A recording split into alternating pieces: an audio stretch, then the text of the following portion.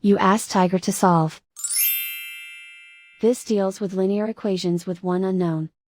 The final result is x equals -5/6. Let's solve it step by step.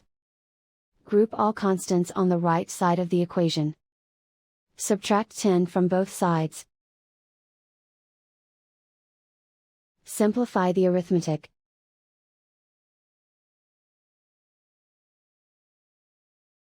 Isolate the x. Divide both sides by 12.